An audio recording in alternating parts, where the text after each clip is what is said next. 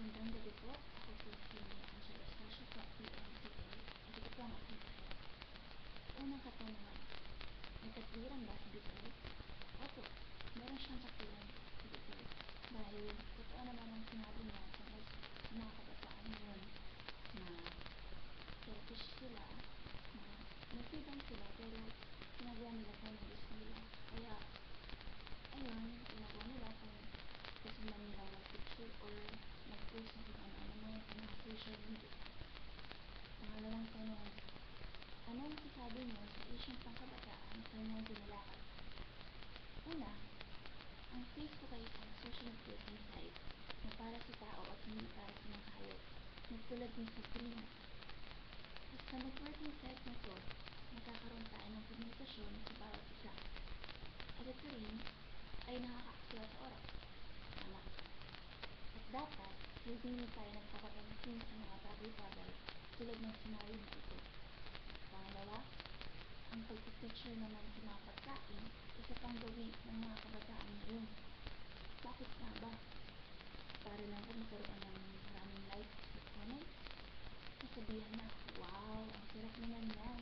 Kaya, ano pang mga compliment na gusto nilang matanggap na kung sino man. Oo, may freedom tayo. Freedom to speak, freedom to go anywhere, anything.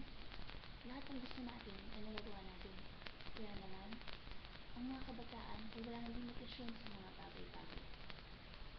Pangatlo, ang pagpipicture na kung ano mang mood ng isang tao ay hindi na dapat sinasagawa ng mga tao, mga kabataan, at i-share sa kung ano mang social media site.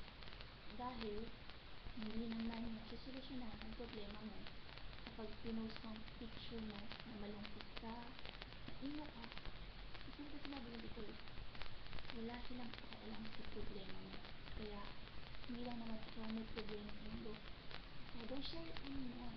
Kasi, nakakadagdag pa lang sa mga problema nila. Pang-apat, ang pag-boyfriend ay hindi laro-laro lang. Ito ay isang commitment sa bawat isa. Hindi naman kasi itong damit na kapalit-palit lang kung asawa ka na. Kung may ipaglaro ka man din, ay sinasal mo lang oras mo. At ang lalaki, hindi sa droga. Pero kasi nabito na sinakaditan. Na parang hindi mo buhay ang isang babae kapag walang boyfriend. Napag-friends ka sa buhay mo. With family and friends, ganun. Pangatlong katanungan. Sa mga lumikha ng segment na ito, ano ang masasabi niyo?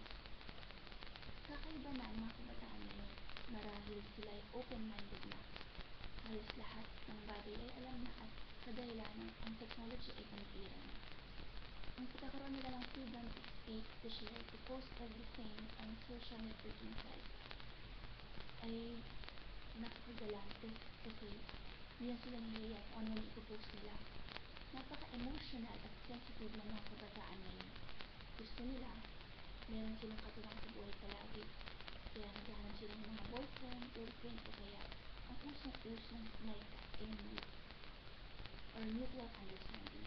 Ang pagpapapansin din ng mga kabataan ay gusto kasi rin tulad ng pag-post ng pictures, feelings, etc.